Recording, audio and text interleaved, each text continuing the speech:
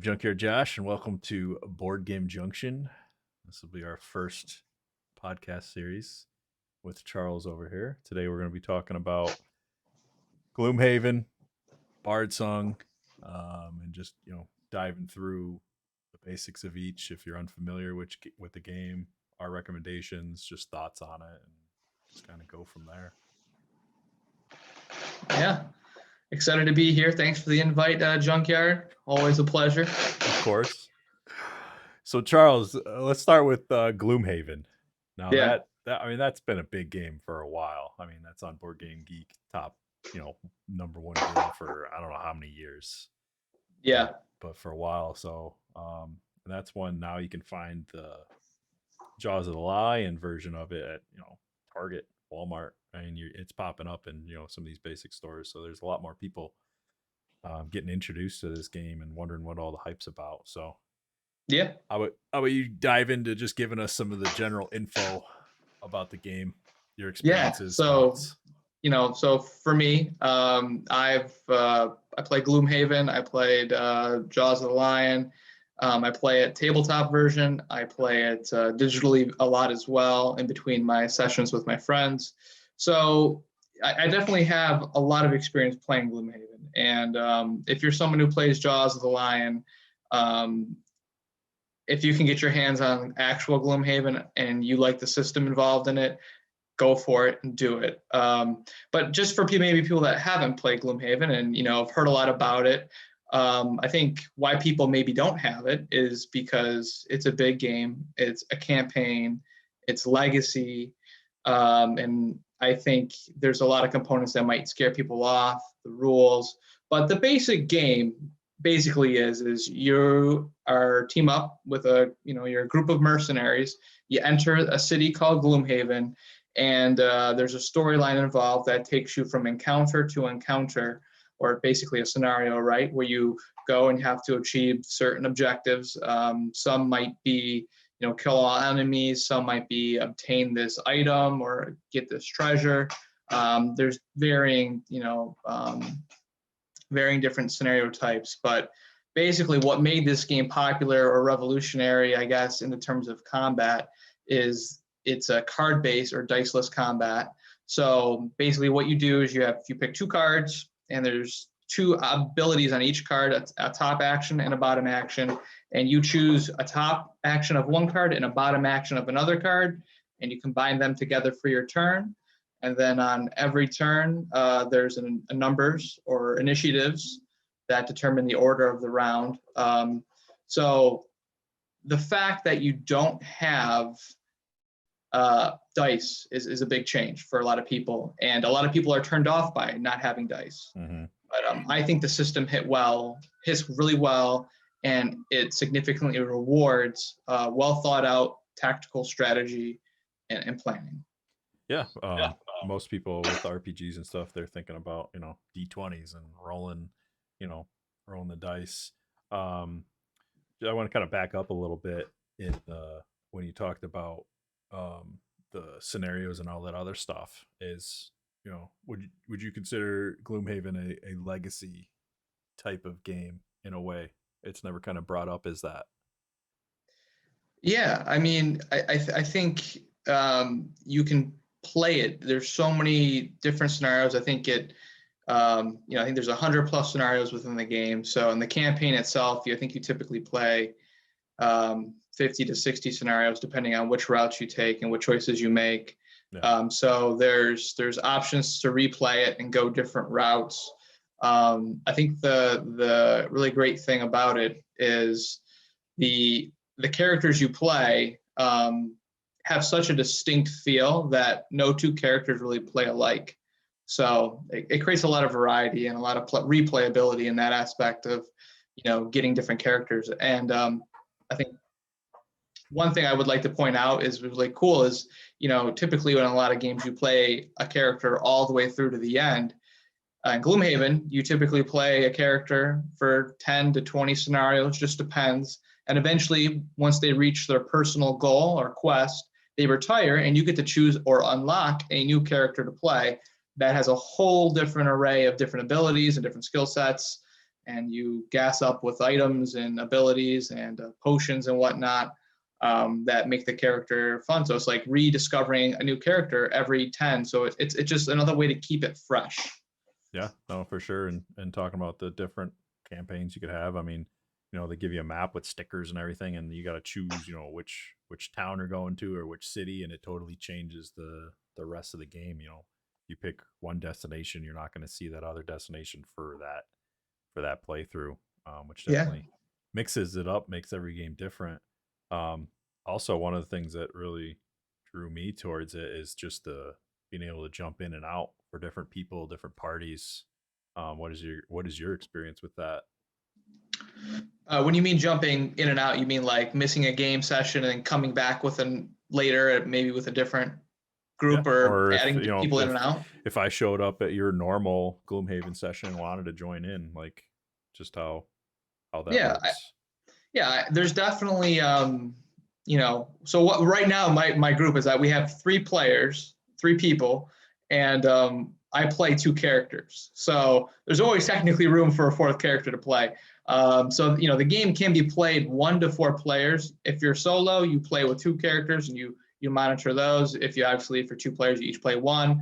But I think the sweet spot of characters is 3. If you can play with 3, I think you're going to get the best experience. I think when you play with 4 players or 4 characters, it definitely adds. It gets a little more chaotic because there's just more monsters on the board typically, or more elite monsters. So, but as for that, my dad actually used to play with me a little bit and used to come in. But I think it does have that ability where you can jump in because the core gameplay is fairly easy to teach. There's different rules for different characters, and there's some crunch and some stuff, what do they call it basically? There's upkeep or management of the game that, an experienced player, as long as you have one of those in your party, they can kind of manage a lot of that.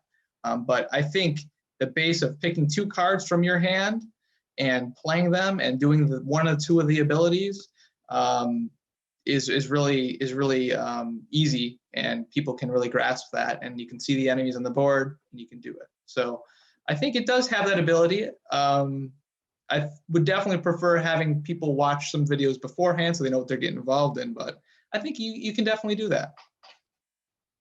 Yeah. And kind of tying that into, difficulty of the game. One thing I've heard about, it's a complaint for Gloomhaven, especially, the digital version, because it reaches different audiences, but it's just about, how much some of these scenarios you might have to like really min max, or there's like the strategy to do. Like, what is your experience with that kind of stuff? Yeah, so I think Gloomhaven is a tactical game, right? So I think you have to get rid of the D&D realms that you play with. So I think if you think that there has to be a tank in every party, and that there has to be a DPS, and there has to be a support in every party, and that the tank opens the door and runs in there and just gets tanked. You can tank in Gloomhaven, but you have to do it strategically and plan it accordingly. So I think you have to get rid of those things, because not even the tankier characters can go into a room by themselves and just rogue it. So you have to really you have to manage that a little bit, and you have to play smart. And it does get critiqued for being critiqued for being too difficult. I think there is even an easy difficulty within the game. So like typically, if you play the normal game, you start off on normal, and the first 2 scenarios in the game are very challenging. So many people lose multiple times before beating the first scenario, which is unique, right? Normally games start off easy. Gloomhaven starts off challenging, and it's not challenging. It's just that you don't know what to do yet because you don't know the strategy yet. So it's really just playing it once or twice. And if you are having difficulty, there's easy, normal, hard. I think they call it, it's not deadly. There's something in between deadly. Deadly's only on digital, but there's something after hard. I can't think of what they call it, but we'll call it super hard for now. So they got easy, normal, hard, super hard, and deadly. So there's a wide array. And my advice is, if you're a more casual person, is to play it on normal or easy, and you can kind of get away with doing things that are maybe more just like, I'm going to go here, I'm going to do this, I'm going to do that, without like having to like worry about losing the scenario too much. If you're playing on hard, you really have to optimize each turn and make it count. So it just depends what you're looking for as a gamer. But I think it can definitely cater towards people that are more casual. You just play on easy and you just do things, and things will go wrong. But you typically won't be out of the realm of being able to beat a scenario. But yes, the first 2 scenarios will kick your butt. I lost. I didn't know what I was doing. We got like halfway through and we were done. So, Same. And now I play on hard difficulty. So you can do it. You just stick with it. And about after 5 scenarios, you're going to have an idea of how your character works, and you'll be good. Yeah, no, definitely. That was my experience too, is playing, for some reason, playing the tabletop version. I mean, it was hard, but it was like manageable. But for whatever reason, trying to get a couple new friends into the digital, I mean, we failed like one of those first couple encounters like over and over. And Yeah. like it got really depressing. And I was sitting there like trying to think of like why this is happening. And what I came up with is, have you ever played XCOM or any of those turn-based strategy games? I have not. Okay, so like XCOM is like, like the original, and also like Gears of War Tactics just came out. But the whole premise is like, you got your squad, and then you're fighting another squad, and like, but a lot of that game is like you're setting up in cover and then you're waiting.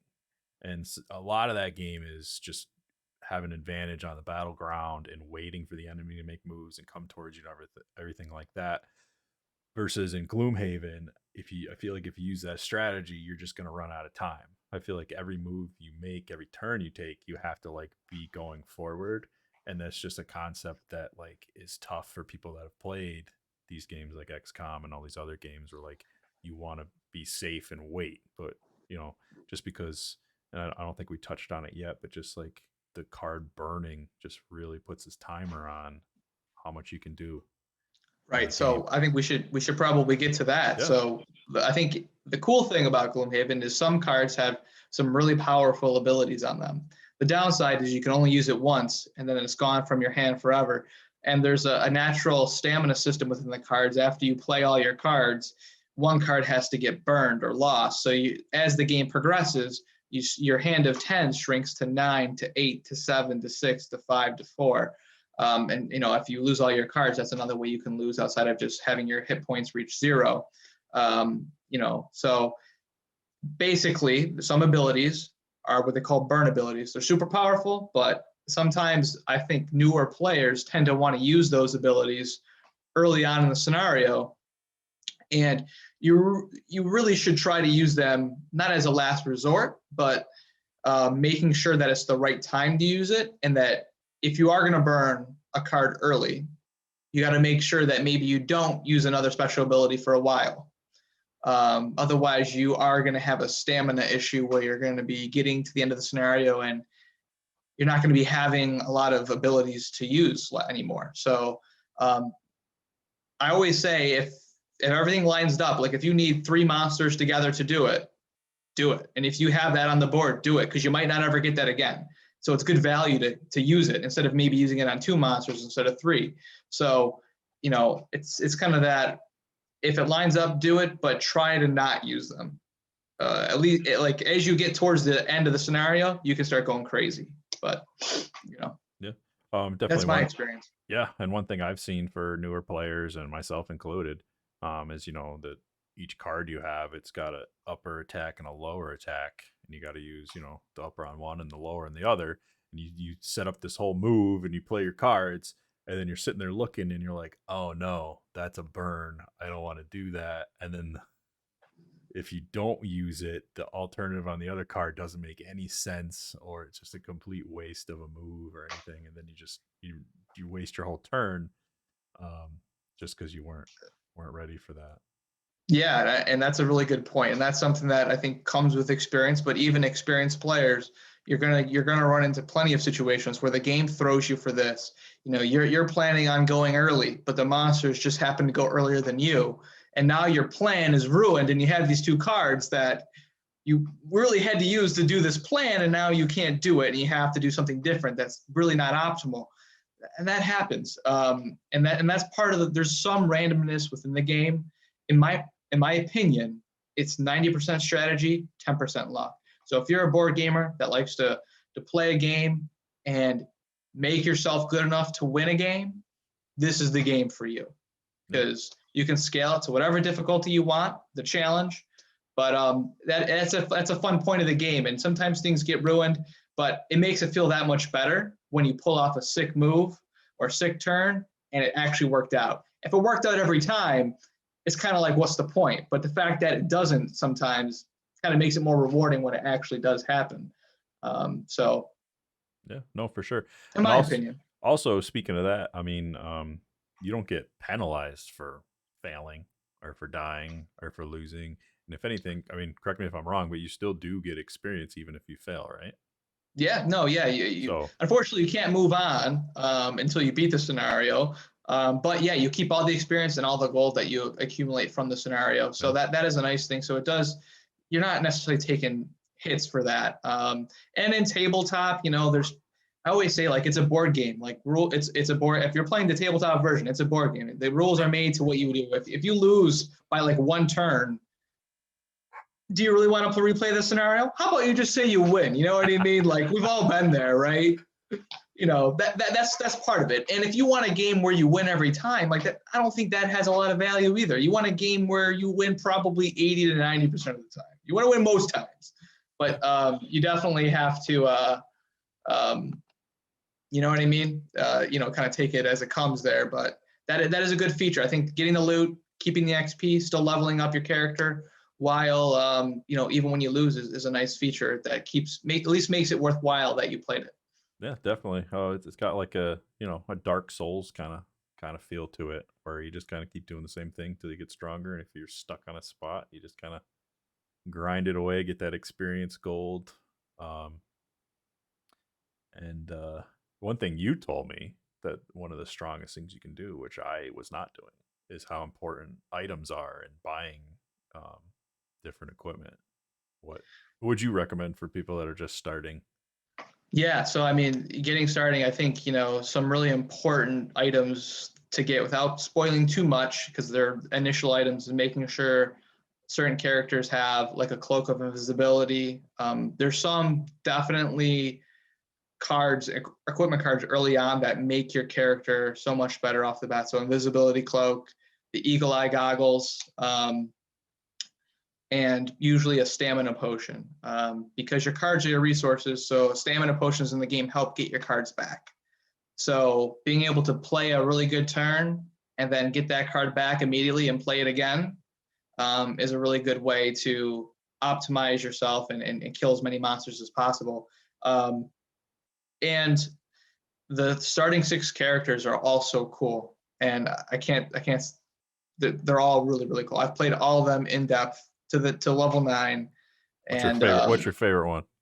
My favorite character is Mind Thief, 100%. It's not even. Why is that? It's close, but it's not close. It's Mind Thief is the funnest character, because you can do just a bit of everything. I think, in terms of, I mean, it's a damage character, but like, you can move around quick. You do a lot of damage. You get to go invisible a lot, and you're like a high damage character, but has low health. So you got to be meleeing people pretty close, but you also got to avoid getting hit. So it's some fun strategy there, but it's super powerful character. Definitely, they say he's the most powerful character of the starting characters. So nice.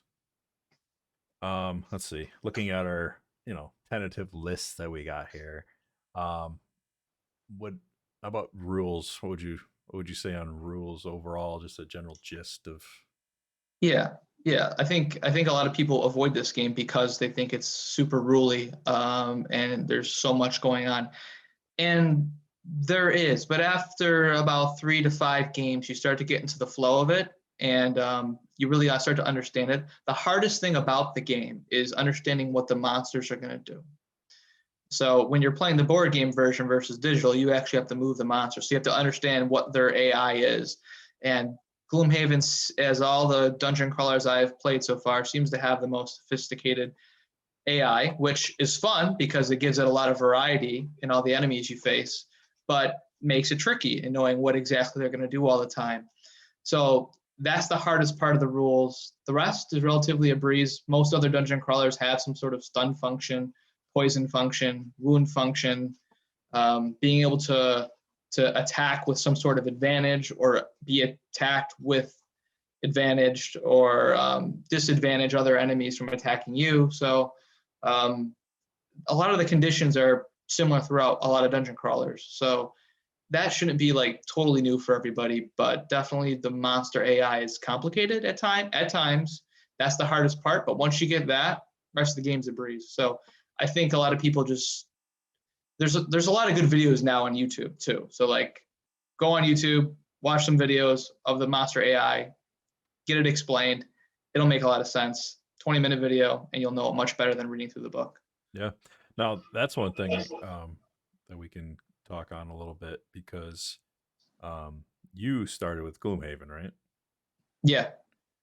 Versus me, I bought Gloomhaven and I was a little intimidated. I was like, this is a lot. I didn't exactly like have anybody to play with. And then Jaws of the Lion came out and I was like, okay, perfect. And I picked that up, got my little sister and a friend, and we just kind of started a campaign. And the thing I loved about Jaws of the Lion is, like, I mean, the first couple scenarios were cake. They were just like teaching you how to move, how to use the thing. But like each scenario added a different thing. It wasn't until like the third scenario that they added like poison or stun effects or all that other stuff. So my experience with playing Gloomhaven was through that, which I view Jaws of the Lion as like a, tutorial of how to play Gloomhaven, versus, you kind of just jumped right into the deep end over there. What are your thoughts Yeah, on and that? really, it's relatively one of the first dungeon crawlers. At the time when I acquired Gloomhaven, I didn't have a lot in my board game collection. So like for someone with not a big collection, not a lot of dungeon crawlers, to go out and get Gloomhaven, and I definitely got obsessed a little bit. But that's what made it great. But I think Jaws of the Lion is, again, you can get it on Amazon, at Barnes and Noble, pretty much everywhere. It's such a great entryway to get you to see if you'd like the game.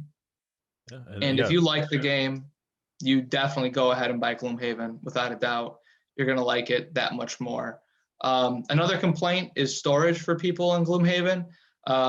Maybe what I can do, Josh, is I'll send you my storage solution. It's like $20. And for me, it does a great job. You don't have to buy the $80 inserts that a lot of people talk about. Maybe we could put that in the link in description below. Yeah, no, I like that. I like that idea because yeah, I mean, I got it. The way it's organized in my box, like it's just so it fits. But like, when I want to pull it out and play, I mean, you're looking at like 20 minutes to set everything up and all this other stuff because it's not organized. So it's funny what I do is I leave it up. So I have a table designated in my house just for Gloomhaven. The Gloomhaven table. Everyone needs a Gloomhaven table. Yeah. And, like I said, if you can get a group of people that are somewhat reliable where you're playing every week, every other week, and I think personally the price point is great. I think it's about I think I paid $140 for it. And if you think about the amount of hours I put into Gloomhaven, and I haven't completed the whole game, but I'm definitely over halfway. And, and I've played so many hours on digital, but like, I feel like if you think about it, you get your bang for your buck. Like it's insane. If you play 30 to 40 scenarios, like what is that per scenario? $2, and you get all this content, and you can play it whenever, you can bring it back out, and start a different campaign over. Like you don't always have to complete it to the end. I think there's a lot you can do there, but I think from the price point and what you get is 100 scenarios for $140. I mean, that's a good bang for your buck, considering a lot of other, like, for example, Zombicide Black Plague. Love the game. Comes with 10 scenarios. Mm-hmm. Game's $90. Yeah. If you're lucky, but, Yeah. So, and the other thing I like about Gloomhaven is most scenarios last between 45 minutes to an hour and a half, which is awesome. Yes, that is nice. that is so good. You know, you're not playing a game like, well, some scenarios in Zombicide Black Plague are 3 hours long. It's like, you know, that's just a lot to commit and get people to commit to. So the fact that it's concise and powerful within that hour and a half to 45 minutes sometimes to an hour and a half, like once you set it up, like, okay, 15 minutes of setup, an hour, 15 minutes of teardown, hour and a half, you know, that's not bad for a game night, in my opinion. No, I think that's plenty reasonable. And I like that, you know, you're building a story, and I really like the story. I mean, I think they could really do something with that story if they ever wanted to, you know, turn it into, who knows, TV show or something. But you know, Yeah. I I think, you know, just experiencing that and building up your character and, you know, through the campaign. I mean, I think that's just like a, you know, that's a journey that a lot of board games don't take you down. Yeah, no, And for sure. The story is pretty good. It reels you in a little bit. I think that's one area where, in my opinion, I think they can improve upon. But I think most people that play Gloomhaven play it for the battling and the fighting, and you kind of lose sight. You get so driven on your characters, you kind of lose sight of the story. You're like, what's going on? You know, you kind of have to regroup a little bit. I'm going to pause you, Josh. We got a minute less in this video before we have to redo it. We have to redo a Zoom meeting. So I'm going to end the call. It's not in the budget here. Yeah, it's not in the budget here. This is our second video. I'm going to end the call and call you right back. Oh, I'll invite you to another one, okay? Perfect. Oh, we're in the middle of talking about how it brings you through a story, and there's not really too many tabletop games in a box like that, at least that can do that. And I think that's why it's the number one game and why it's the biggest draw, is it gives you like your Dungeons and Dragons fix without needing a dungeon master, without having to do all that. Like the game kind of walks you through that scenario, and it's a lot more accessible for people. Yeah, I mean, I wanted to play Dungeons and Dragons, and we couldn't find a DM, so we bought Gloomhaven. So I'm literally that story of can't find a DM, so what's the next best thing? I hear this Gloomhaven game's pretty good. Okay, it's a lot of money, but like let's get into it. So and it's been an absolutely great decision on my end. I felt like I've gotten my bang for my buck on it without doubt, and it's provided a lot of good moments too. But we are seeing a lot more of this now, and it is exciting. You know, I know we're talking about Gloomhaven, but there's a lot to be excited about in the future too. And Gloomhaven kind of kickstarted a whole genre of, you know, there's been so many games that have come out, you know, Bardsung sitting behind me, Madara, you know, there's so many cooperative games now that are dungeon crawlers, Dungeon Universalis, I forget, it's a weird name. But there's so many dungeon crawlers that don't require a DM now, and that's great, because then everyone can have fun. So, in my opinion. What was the one that came? Massive Darkness and Massive Darkness. Some of those other ones that have been interesting. Yeah, for me, it was when I first got into board gaming, like I stumbled across Board Game Geek, and like that seemed to be like the official go-to place for, you know, what the best board games were, you know, the trending lists and the top lists and all that other stuff. And I always saw Gloomhaven at the top. It was always there. So I put it on like my Amazon you know, wish list, and then one day the price dropped by like $50 or $60 or whatever it was, and I was like, all right, today's the day. I'm buying Gloomhaven. Yeah. But no, it's been, I don't have any regrets for that, and I'm looking forward to Frosthaven, which is the next, you know. Yeah, I think Frosthaven's going to take Gloomhaven to like a different level. I think they've gotten a lot of feedback from Gloomhaven and from Jaws of the Lion. And because there already is such a wide base of players that play, I think one of the cool things they're doing is I think their characters are going to be a little bit more challenging to play. There's going to be a little bit more learning curve, just from what I feel, having looked at some of the starting characters. There's some different dynamics right off the bat.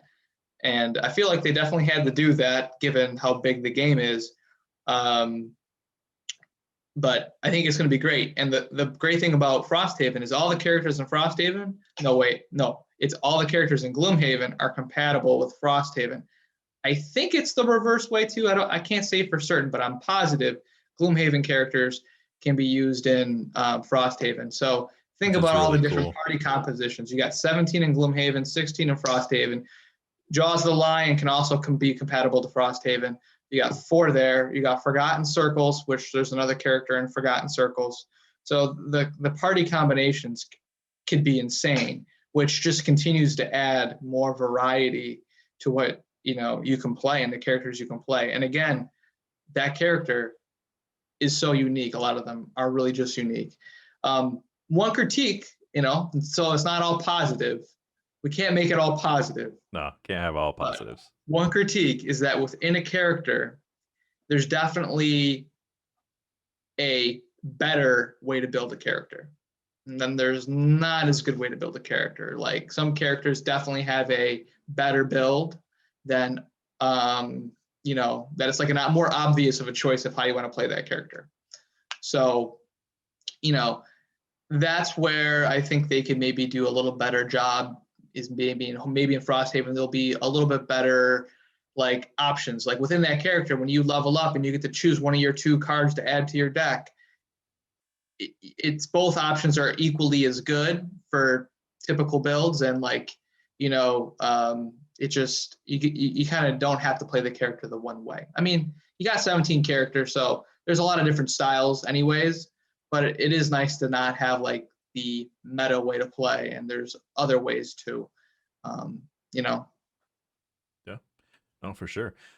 One thing I'm interested in is you hinted at potential changes in Frosthaven. I feel like you got some kind of exclusive, insider knowledge over there.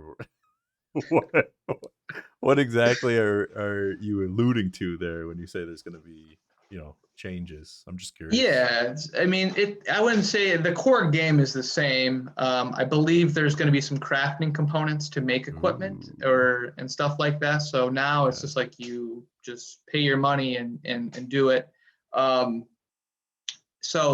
And get the item you want. Now you think you have to collect materials to craft, and I think that is going to add a different layer. That'd be pretty cool. Is it better? Is it worse? It's different. So different is good, and I think it'll add a different variety. So it's just not the same game coming out. That's just recasted in white instead of red. So I think that is some cool stuff coming out with it. I think those are the big things. So the characters are supposed to be a little bit more challenging to play, a little more learning curve, and there's different things going on. One other good thing that they're doing is they're eliminating the amount of monsters that summon. So if you haven't played the game, some monsters will summon other monsters around them, and it's very annoying. So from an upkeep standpoint, to all of a sudden have like 5 monsters have a turn where they all summon, and now you got 10 monsters. It's just a lot of management. You know what I mean? Yeah. Like, it's better that they don't have that. I think it's just annoying to like, all right, we got to get 5 more guys out. All right, where do they go now? Here they go.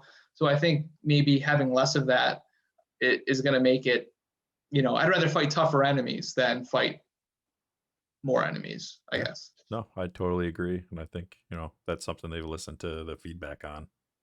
What to do, what not to do. Let's see. Before we get to our rating of Gloomhaven, any final things you want to say about Gloomhaven? Thoughts, advice to people getting into it? Yeah, if you're someone who's wants a dungeon crawler that is a game that rewards good thinking and good thought, this is for you. Not that you have to play it with that way, like I talked about the difficulties, but if you like to think, this is for you, and you want to control your destiny, is best advice seen in any dungeon crawler. If you want to control your destiny a little bit, this is it. The fact that there's no dice and it's card based allows you to make much more decisions on your attacks. It's not just I attack with this every turn. It's you have you could have 10 abilities to choose from, so you got to choose wisely. So And if you are someone who can't find a consistent group, then this game probably isn't for you. So you can play it solo, and I would recommend that. I haven't played it solo personally outside of digital. Digital, if I was going to play it solo, I'd play it digital, and digital is amazing. So Yep. You don't have to worry about. Yeah, why worry about the upkeep when you can just do it? But there's something to bringing people together to play a game. So if you can bring people to play the game, get there. And like I said, you really just need 2 people. I think that's all you need is 1 person to play with, and you're going to have a great time. So Yeah, no, I completely agree with that. The only thing I would add is, if you're interested in it, pick up Jaws of the Lion first. A, it's cheaper. B, it teaches you how to play the game. And C, you can also use those characters in that game in Gloomhaven, and all that stuff. I love that you can jump in, jump out. If you tried a character out for a couple scenarios and you really don't like them, you can get a different hero. And also, maybe the hero kind of feels kind of weak, and then you finally unlock a new ability or you get some new equipment, and all of a sudden, it feels strong again. And yeah, you can, take the same character through all the way through. And if you love that character so much, you could even take them into Frosthaven, which I love. Otherwise, you can mix it up and stuff. some characters really are just so fun to play. So if you find that character you like, I have my favorite. I told you my favorite starting character, but might not be my favorite character overall. But I can't reveal it because that's a spoiler. But if you find a character you really like, it is so fun to play. So finding what works best for you and what you like to do. But yeah, in my opinion, if I had to rate it a 10 out of 10, it's a 10 out of 10 for me. I think for me, I see past maybe some of the cons of the game because I guess I've have a party to play with, and I put a lot of time into it. So I think I got my value, I've got my fun. You know, I think it's all there for me. Yeah. Likewise, I would also rate it 10 out of 10. To me, this is like the gold standard of like big box table RPGs. Everything you need right out of the box. No dungeon master. You can play it solo. You can play with 2, 3 friends.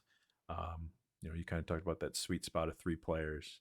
I haven't ever played with 4 players. I've played with 3, and it's gone really well. I'd be interested to see how the 4 players go. Yeah. But for me, pros, all of that. I mean, you get a solid game, a lot of replayability, a lot of content to go through.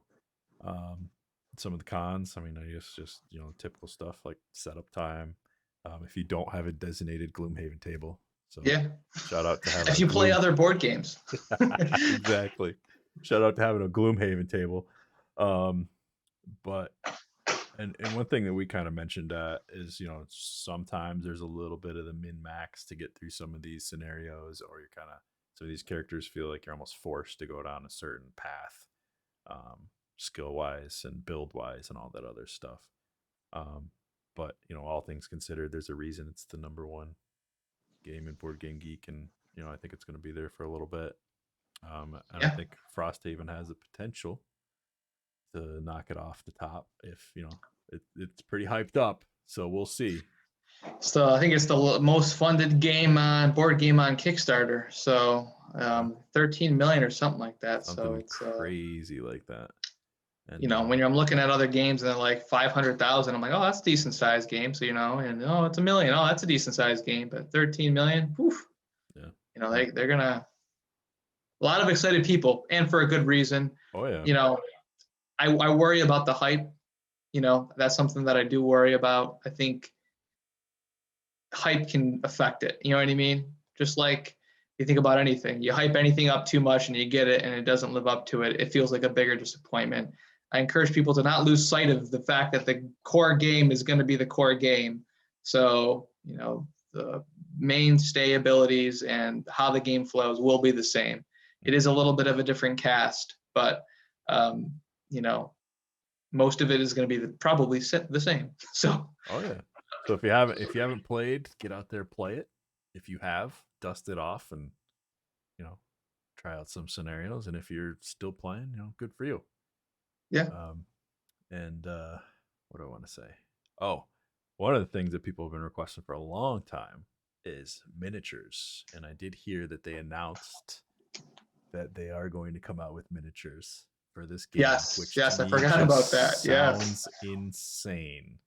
Yep. That, I mean, you already have a storage solution because there's storage problems. I don't know what your storage solution There is will be going to no be storage solution. If I in a whole drop the garage. money, yeah, the garage is going to have to be Frosthaven minis.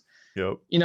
And that is another critique of the game. But as we wrap up here, is only the characters are minis, but there's just so many different enemies. It would be nice to have a mini for every type, but you'd be looking at 100 plus easy of enemies, of minis. Yeah, I like minis. I like minis too, but you got to look at the costs. You got to look at the storage. I mean, forget Gloomhaven Table. You need a Gloomhaven garage. Yeah, you need a Gloomhaven garage, a Gloomhaven house. You need 2 houses for Gloomhaven. So, well, I'm excited for things to come, and definitely, once Frosthaven comes out, definitely I expect you to play that on day 1 or close to it, whatever we can figure out. And we'll post a video on our initial thoughts. Diving right into it. See if you're right on some of those things that you were hinting at are coming to the new game. Yeah, we'll see. All right. Well, that concludes our thoughts on Gloomhaven. For the sake of time and convenience, we decided to split this podcast into 2 parts. So tune in to our next video to hear about Bardsung.